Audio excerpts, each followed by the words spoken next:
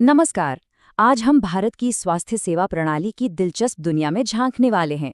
एक ऐसी प्रणाली जो एक ही वक्त में भविष्य की टेक्नोलॉजी और हजारों साल पुरानी परंपराओं दोनों को अपना रही है।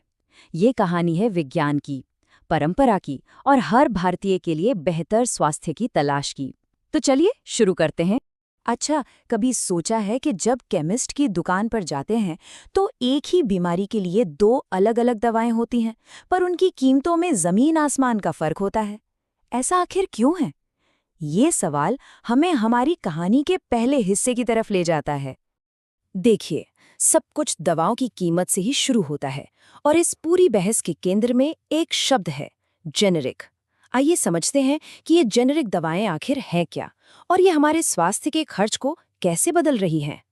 तो सीधी सी बात यह है कि एक जेनेरिक दवा असल में एक ब्रांड नाम वाली दवा की हूबहू कॉपी होती है। उसमें वही एक्टिव दवा होती है, वो शरीर में बिल्कुल वैसे ही काम करती है और क्वालिटी के वही सारे स्टैंडर्ड्स भी पूरे करती है। जो सबसे बड़ा फर्क होता है वो है कीमत में, और उसकी वजह ये है। देखिए, होता क्या है कि जब कोई कंपनी एक नई दवा बनाती है तो उसे करीब 20 साल के लिए एक पेटेंट मिल जाता है। ये उन्हें अपनी रिसर्च और डेवलपमेंट पर लगे भारी खर्च को वसूलने का मौका देता है। लेकिन जैसे ही वो पेटेंट खत्म होता है, खेल बदल जाता है।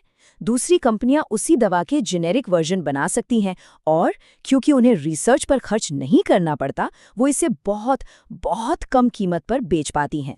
और भारत सरकार जेनेरिक दवाओं को बढ़ावा देने के लिए वाकई में बड़े कदम उठा रही है।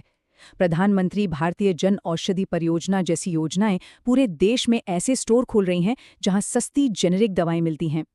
राष्ट्रीय स्वास्थ्य मिशन और प्रोडक्शन लिंक्ड इंसेंटिव स्कीम भी इसी दिशा में काम कर रही हैं ताकि अच्छी क्वालिटी की दवाएं ज़्यादा से ज़्यादा लोगों तक पहुंच सके।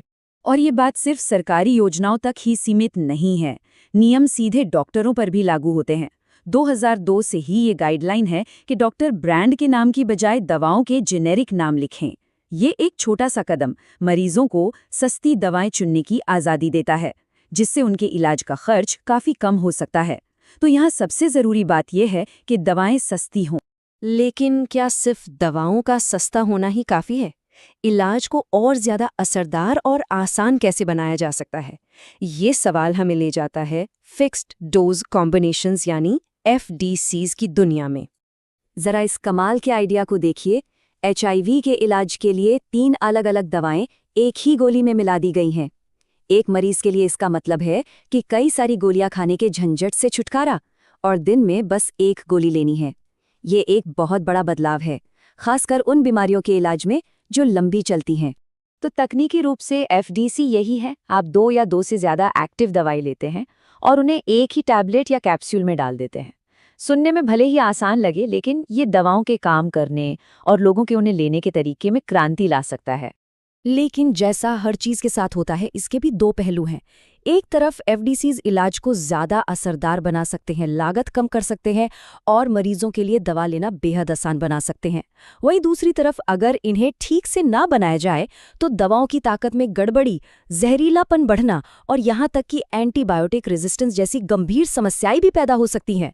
तो ये एक बहुत ही नाजुक संतुलन है। जहाँ FDCs जैसी दवाएं आम बीमारियों में मदद करती हैं, वहीं स्वास्थ्य सेवा का एक ऐसा कोना भी है जो अक्सर नज़रअंदाज हो जाता है, दुर्लभ बीमारियां। ये ऐसी बीमारियां हैं जो बहुत कम लोगों को होती हैं, लेकिन जिन्हें होती हैं उनके लिए ये एक बहुत बड़ी चुनौती होती है। 5%। ये आंकड़ा सुनने में शायद बहुत बड़ा न लगे, लेकिन जब हम सोचते हैं कि ये किसका 5% है तो तस्वीर पूरी तरह से बदल जाती है। जी हाँ, दुनिया की कुल आबादी का 5% हिस्सा किसी न किसी दुर्लभ बीमारी से जूझ रहा है।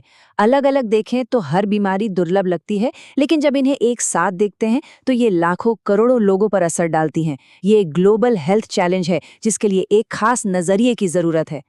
और ये बहुत अच्छी तरह से दिखाता है कि भारत इस चुनौती का सामना कैसे कर रहा है। राष्ट्रीय दुर्लभ रोग नीति 2021 एक बहुत ही अहम योजना है। ये न सिर्फ आर्थिक मदद देती है, बल्कि इन बीमारियों की दवाओं पर कस्टम ड्यूटी में छूट भी देती है। और यहाँ तक कि इन ऑर्फन ड्रग्स, जिन्हें दवा कंपनियां अक्सर नज़रअंदाज कर देती हैं, उनके देश में ही प्रोडक्शन को भी बढ़ावा देती है।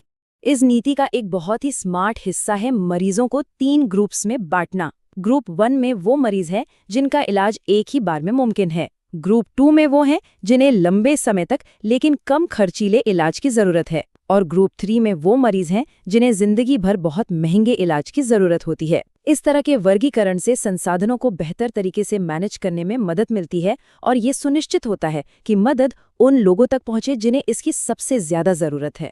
तो हमने लागत, सुविधा और दुर्लभ चुनौतियों के लिए आधुनिक समाधान तो देख लिए, लेकिन भारत की स्वास्थ्य कहानी का एक और सदियों पुराना अध्याय भी है। क्या हो अगर भविष्य की राह अतीत में देखने से मिले? चलिए देखते हैं कि भारत अपनी पारंपरिक चिकित्सा को आधुनिक स्वास्थ्य सेवा में कैसे शामिल कर रहा है। पारंपरिक चिकित्सा जैसे आयुर्वेद, योग और सिद्धा सिर्फ पुरानी प्रथाएं नहीं हैं। ये ज्ञान की पूरी प्रणालियां हैं जो हजारों सालों के अनुभव से विकसित हुई हैं। आज सबसे बड़ी और दिलचस्प चुनौती ये है कि इस गहरे ज्ञान को आधुनिक विज्ञान के साथ कैसे जोड़ा जाए। और भारत इस काम में दुनिया को रास्ता दिखा रहा है। गुजरात के जामनगर में विश्व स्वास्थ्य संगठन का global centre for traditional medicine का बनना एक ऐतिहासिक पल है। ये पारंपरिक चिकित्सा को ग्लोबल हेल्थ की मुख्य धारा में लाने की एक पक्की प्रतिबद्धता को दिखाता है, जो रिसर्च, डेटा और सुरक्षा मानकों पर ध्यान केंद्रित करता है। और ये केंद्र अकेला नहीं है। राष्ट्रीय आयुष मिशन जैसी योजनाएं इंफ्रास्ट्रक्चर को मजबूत कर रही हैं और मेडिकल वैल्यू ट्रैवल जैसी पहलें भारत को पारंपरिक चिकित्सा के लिए एक ग्लोबल डेस्टिनेशन के रूप में बढ़ावा दे रही हैं। ये सारी कोशिशें भारत की इस समृद्ध विरासत का लाभ उठाने और इसे दुनिया के साथ साझा करने की दिशा में हैं। तो जब हम इन सभी बातों को एक साथ जोड़ते हैं, सस्ती जेनेरिक दवाएं, नए कॉम्बिनेशन ट्रीटमेंट, दुर्लभ बीमारियों से लड़ना और पारंपरिक ज्ञान को अपनाना, तो एक साफ तस्वीर उभर कर सामने आती है। भारत की स्वास्थ्य सेवा प्रणाली एक चौराहे पर खड़ी है, जो लागत, पहुंच, इनोवेशन और परंपरा के बीच एक नाजुक संतुलन बनाने की कोशिश कर रही है। और ये सब हमें एक आखिरी और बहुत बड़े सवाल पर लाकर छोड़ देता है। क्या मेडिसिन का भविष्य सिर्फ नई दवाओं और टेक्नोलॉजी में है, या फिर ये आधुनिक विज्ञान और प्राचीन ज्ञान की सबसे अच्छी बातों को मिलाकर एक ज्यादा बेहतर, एक ज्यादा संपूर्ण नजरिया बनाने में है? शायद भारत की ये यात्रा हमें इसका जवाब खोजने में मदद करे।